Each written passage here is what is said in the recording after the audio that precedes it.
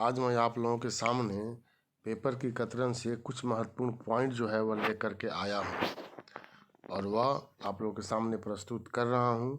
आप लोगों का बहुत बहुत स्वागत है। जैसे यहाँ लिखा हुआ है, विमानन सुरक्षा रैंकिंग को बनाए रखना एक चुनौती, DGCA।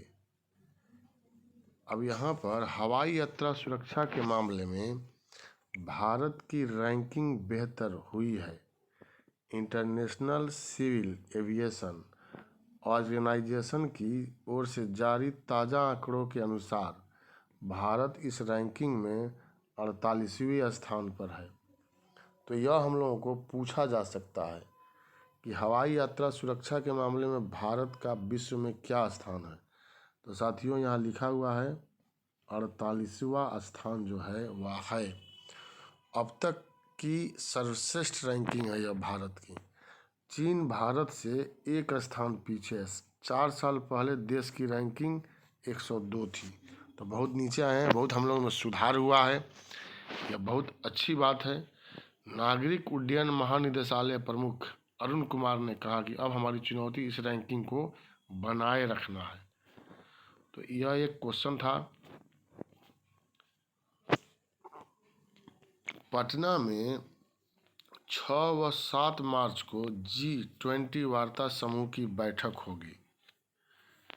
विदेशी मेहमान राजगीर, नालंदा और बोध गया का भ्रमण भी करेंगे। भारत को अगले साल 1 साल के लिए अंतर्राष्ट्रीय समूह G20 की अध्यक्षता मिली है। इसके अंतर्गत देश के अलग अलग शहरों में G20 के वार्ता समूहों की बैठक होगी। बिहार की राजधानी पटना में भी होली से ठीक पहले 6 और 7 मार्च को G20 वार्ता समूह की बैठक आयोजित की जाएगी। कला, संस्कृति एवं युवा विभाग के सचिव वंदना प्रेयसी ने इसकी पुष्टि की है। वार्ता समूह में शामिल देशों के प्रतिनिधियों को राजगीर, नालंदा और बोध गया के पर्यटन स्थलों का भ्रमण भी कराया जाएगा। साथियों, G20 में इन देशों का प्रतिनिधित्व Bharat, Australia, Argentina, Brazil, Canada, चीन, France, Germany, Indonesia, Italy, Japan, Korea गणराज्य, मैक्सिको, रूस, सऊदी अरब, दक्षिण अफ्रीका, तुर्की, यूनाइटेड किंगडम, संयुक्त राज्य अमेरिका और यूरोपीय संघ। बिहार के 8 संरक्षित स्मारकों को मिली जगह। G20 की अध्यक्षता मिलने के बाद देश के 100 स्मारकों की रंग बिरंगी रोशनी व G20 के लोगों के साथ प्रदर्शित किया जा रहा है। भारतीय पुरातत्व सर्वेक्षण के अनुसार इसमें बिहार के 8 संरक्षित, ये सब परीक्षा के दृष्टिकोण से महत्वपूर्ण है साथियों, 8 संरक्षित स्मारकों को भी जगह दी गई है। इन स्मारकों में नालंदा महाविहार का खंडहर, राजगीर की साइक्लोपियन दीवार एवं स्वर्ण भंडार की गुफाएं, बोध गया का सुजाता स्तूप, भागलपुर के विक्रमशिला महाविहार के अवशेष, सासाराम में शेरशाह सूरी का मकबरा, वैशाली का कोल्हुआ स्तूप और पूर्वी चंपारण का केसरिया स्तूप जो है वह शामिल है। तो यह परीक्षा में पूछे तो आपको जवाब देना है, गलती साथियों नहीं करना है। बिहार से जो क्वेश्चन होता है तो वह प्रतियोगिता दर्पण या अन्य में बहुत ज़्यादा नहीं रहता है। इसी उद्देश्य से मैं ले करके आप लोगों के सामने पेपर की कतरन जो है वह आ रहा हूँ। अब अगला महत्वपूर्ण जो है वह तथ्य है, ईरान की धार्मिक पुलिस की इकाइयाँ भंग। हिजाब व सख्त ड्रेस कोड को लेकर महीनों से चल रहे विरोध प्रदर्शनी के बाद सरकार ने उठाया कदम। साथियों, ईरान सरकार ने बैकफुट पर आते हुए अपने हिजाब कानून की समीक्षा करने का फैसला किया है। साथ ही ईरान की धार्मिक पुलिस गश्त-ए-इरशाद की इकाइयों को भंग कर दिया है। गश्त-ए-इरशाद वहाँ की धार्मिक पुलिस है। तब पूछा जा सकता है कि किस देश की धार्मिक पुलिस का नाम है गश्त-ए-इरशाद? तो ईरान की। यह बड़ा कदम सख्त ड्रेस कोड के खिलाफ महीनों से चल रहे विरोध प्रदर्शनी के बाद उठाया गया है। हिजाब विवाद को लेकर ईरान में करीब 3 महीनों से चला आ रहा विवाद थमता नजर आ रहा है। साथियों, ईरानी संसद व न्यायपालिका हिजाब कानून बदलने पर कर रहे हैं मंथन।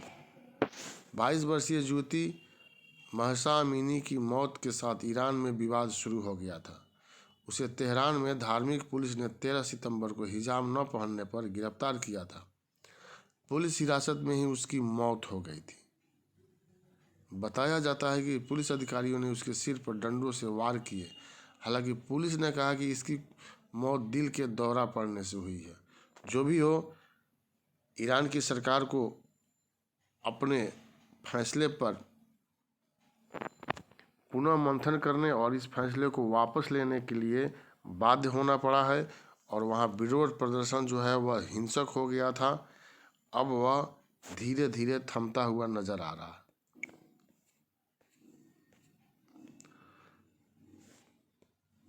भारत की अगुवाई में G20 की बैठक शुरू। भारत की अध्यक्षता में G20 संगठन की पहली बैठक की शुरुआत रविवार को उदयपुर में हो गई। कहाँ हुई? तो उदयपुर। इस बैठक में संगठन में शामिल सभी 20 देशों के अलावा भारत ने जिन 9 देशों को आमंत्रित किया है उनके प्रतिनिधि भी शामिल हो रहे हैं। साथ ही विश्व बैंक, IMF समेत दूसरी एजेंसियों के प्रतिनिधि भी इसमें हिस्सा ले रहे हैं। 4 दिनों के बैठक में बनी सहमति का ब्यौरा बुधवार को जारी किया जाएगा। अभी जो जानकारी सामने आई है उसके मुताबिक तकनीकी हस्तांतरण, हरित प्रौद्योगिकी और वैश्विक मंदी से जुड़े मुद्दे पर खास बातचीत की जाएगी। G20 में भारतीय शेरपा सम्मेलन की तैयारी से जुड़े विमर्श के लिए किसी देश की प्रतिनिधित्व करने वाला अधिकारी अमिताभ कांत की तरफ से अगले वर्ष के दौरान G20 सम्मेलन के तहत भारत की प्राथमिकताएं पेश करेंगे। साथियों, यह BPSC मुख्य परीक्षा के लिए भी काफ़ी महत्वपूर्ण है और निश्चित रूप से यह पूछा जाएगा। तो आप लोगों को 67वीं BPSC मुख्य परीक्षा के लिए भी इसको तैयार जो है वह कर लेना है। साथियों, सतत विकास लक्ष्य हासिल करने में मदद कर सकता है भारत, यह संयुक्त राष्ट्र संघ का मानना है। भारत के लिए संयुक्त राष्ट्र संघ के स्थानीय समन्वयक शोभी शार्प ने कहा कि G20 के अध्यक्ष के रूप में भारत ऐसी स्थिति में है कि वह सतत विकास लक्ष्य हासिल करने में मदद कर सके। संगठन के सभी सदस्य देशों के साथ इसके अच्छे संबंध हैं। इसके चलते संयुक्त राष्ट्र द्वारा निर्धारित लक्ष्य को प्राप्त करने में यह महत्वपूर्ण योगदान दे सकता है। तो यह G20 से संबंधित महत्वपूर्ण बात था जो मैंने आप लोगों को बताया। अब अगला पॉइंट क्या है? उन्नति हुड्डा। उन्नति हुड्डा ने एशियाई जूनियर चैंपियनशिप में जीता रजत पदक। भारतीय खिलाड़ी उन्नति हुड्डा और अनीश थोपानी, यहाँ 2 नाम है, अनीश थोपानी ने रविवार को थाईलैंड के नोथबुरी में बैडमिंटन एशिया अंडर 17 और अंडर 15, अंडर 17 और अंडर 15 जूनियर चैंपियनशिप 2022 में रजत पदक हासिल किए। अर्श मोहम्मद और संस्कार सारस्वत की पुरुष डबल जोड़ी भी दूसरे स्थान पर रही। भारतीय दल ने प्रतिष्ठित टूर्नामेंट में 3 रजत और 2 कांस्य पदक जीते। ओडिशा ओपन चैंपियनशिप उन्नति इस टूर्नामेंट के अंडर 17 वर्ग के फाइनल में पहुंचने वाली पहली भारतीय महिला खिलाड़ी है। तो यह पहली भारतीय महिला भी हैं। वह खिताबी मुकाबले में थाईलैंड की सरुनाराक बीटीडसन से हार गई। अनीश अंडर 15 लड़कों के सिंगल्स फाइनल में चुंग सियांग से हार गए। फिर भी इन्होंने पदक जो है वो अपनी झोली में डाल लिया। यह बहुत बड़ी उपलब्धि है और इस उपलब्धि के लिए बहुत बहुत धन्यवाद उन्नति हुड्डा और अनीस थोपानी को। अब दूसरा पॉइंट यहाँ है, मनु और सबरजीत ने मिक्स टीम पिस्टल का खिताब जीता।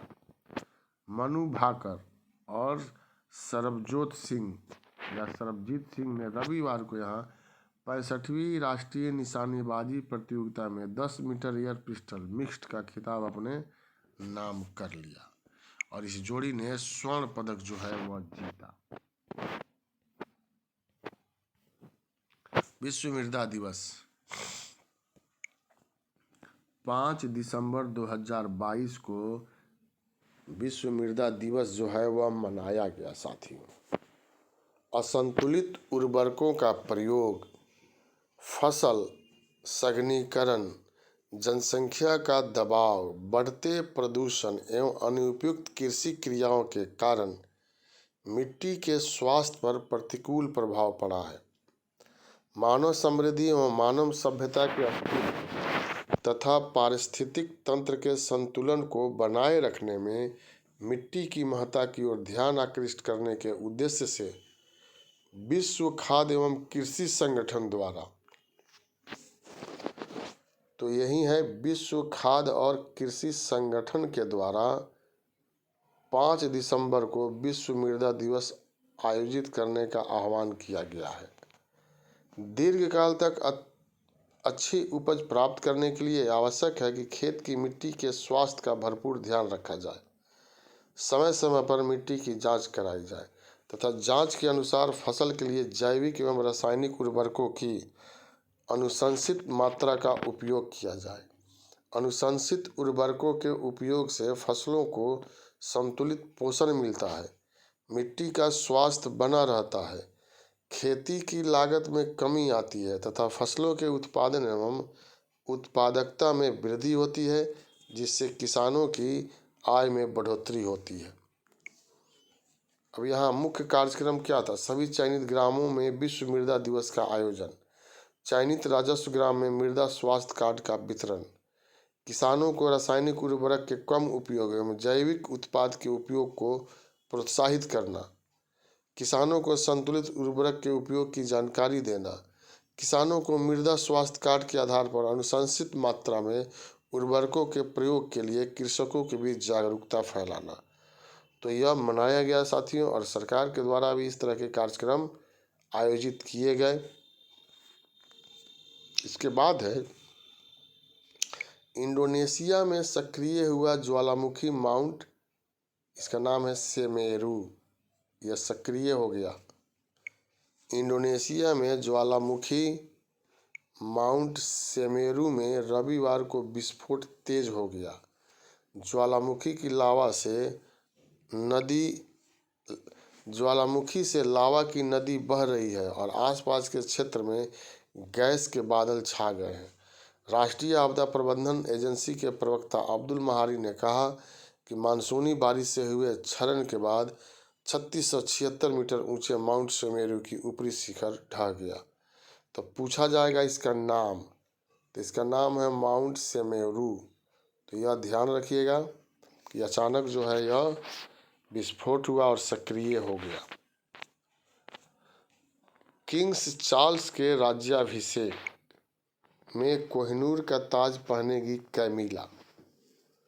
राजा किंग्स चार्ल्स के तृतीय राज्याभिषेक पर क्वीन कंसोर्ट कैमिला को कोहिनूर जड़ित मुकुट पहनाया जाएगा।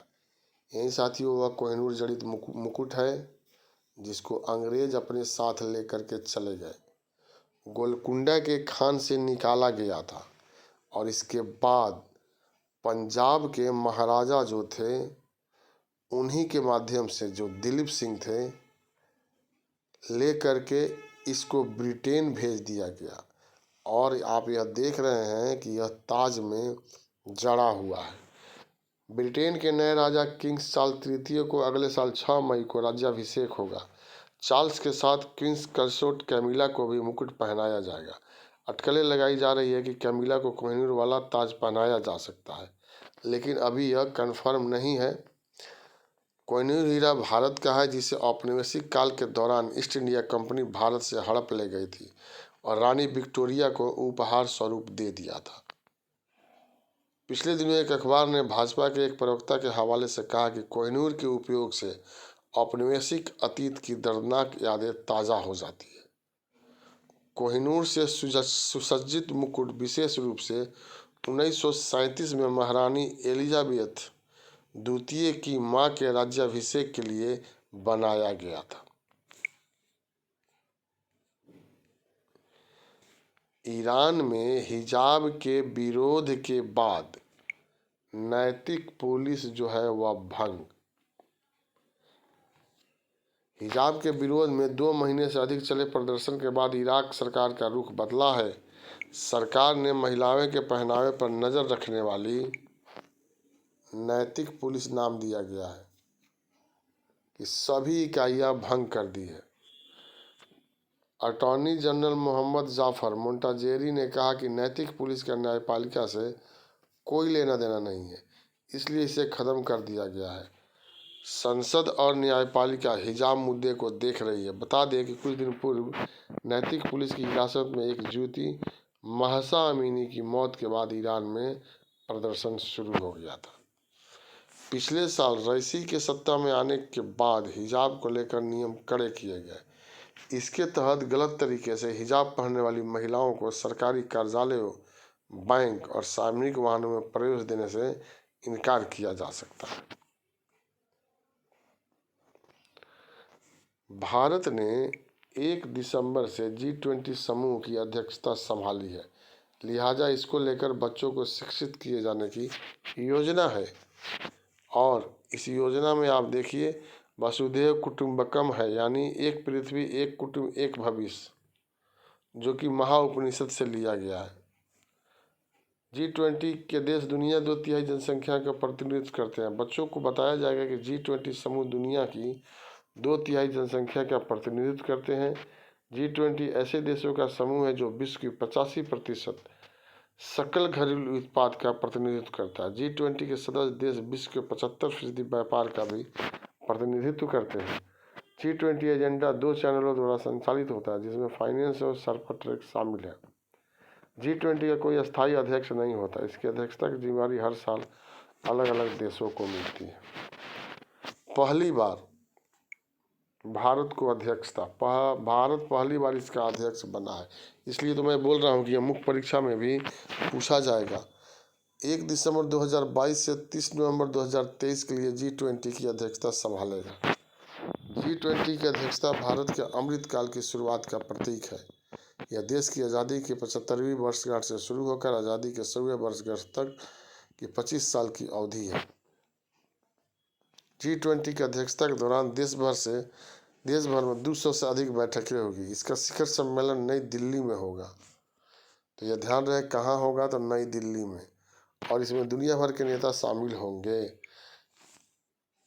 भारत ने बैठकों में शिखर सम्मेलन के लिए बांग्लादेश, मिस्र, Mauritius, Netherlands, Nigeria, Oman, Singapore, Spain और संयुक्त अरब अमीरात को अतिथि देश के रूप में आमंत्रित करेगा।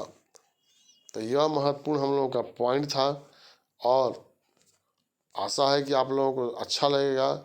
जो नए लोग हैं वो सब्सक्राइब करें देखने के लिए, ताकि पता चल सके, और आप इसी तरह से जुड़े रहें। नवजीवन कैंपस टेलीग्राम भी है, वहाँ पर भी आप जुड़ सकते हैं। वहाँ पर भी बहुत सारा चीज़ जो है वह दिया जाता है। बहुत बहुत धन्यवाद, बहुत बहुत शुभकामना। साथियों, मेरा FB पर भी ग्रुप है GS with PP Gupta sir, तो फेसबुक पर भी आप जुड़ सकते हैं।